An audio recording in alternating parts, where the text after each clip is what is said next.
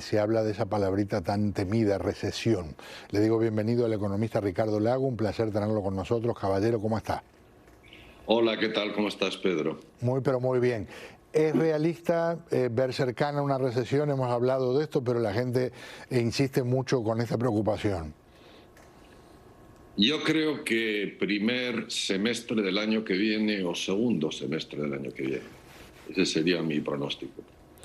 ¿Y estamos hablando, según su punto de vista, de algo profundo o de algo relativamente leve? Yo creo que profundo. ¿Estamos hablando de entonces que un par de puntos de Producto Bruto Interno de caída? Bueno, la recesión es lo más importante es cuánto dura, ¿no? Claro. Es, ¿Y la ve entonces de duración prolongada?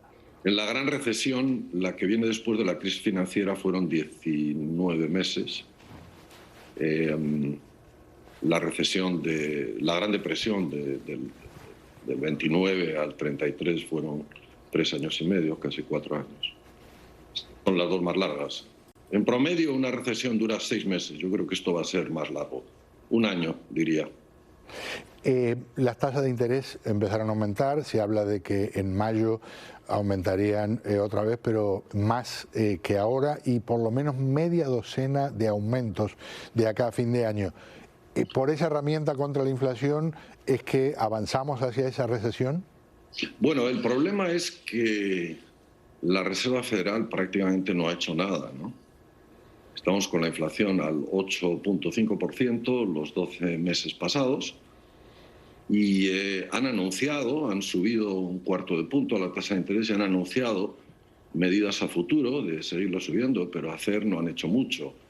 Es decir, lo está haciendo el mercado anticipando que podrían hacer subir esas tasas en el futuro. Pero tampoco están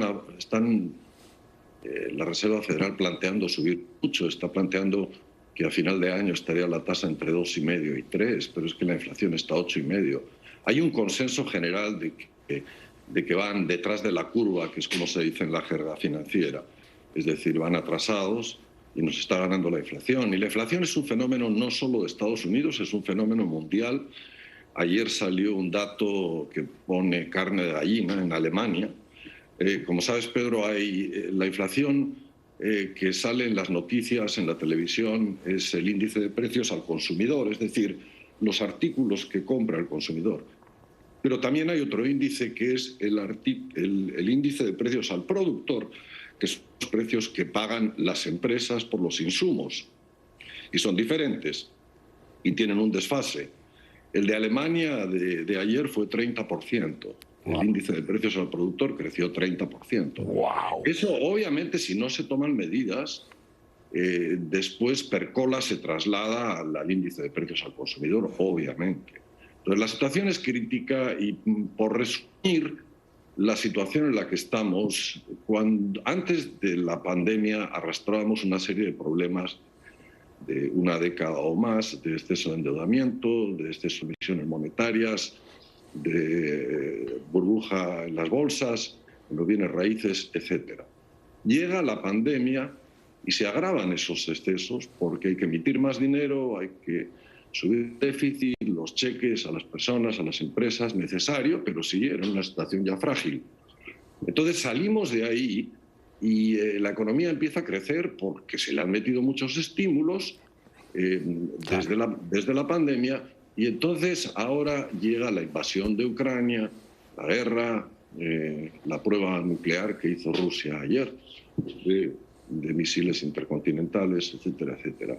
Entonces el panorama es sombrío por todos los lados, y yo creo que nada positivo va a salir de esto, y el juego de decir a qué gobierno culpo en Estados Unidos no es. Muchos de los problemas que hay ahora se traían de antes, y yo creo que, salvo la Reserva Federal, el gobierno federal lo está haciendo relativamente bien. La Reserva Federal definitivamente va muy detrás de los acontecimientos. ¿Qué le puedo decir? Nos deja un poquito... Respira hondo, sí, respira hondo. Le iba a decir, me dejó un poquito con cierto dolor en el pecho. Un placer tenerlo con nosotros. Mil gracias por acompañarnos, Ricardo. Gracias a ti. Un gran gusto. El economista Ricardo.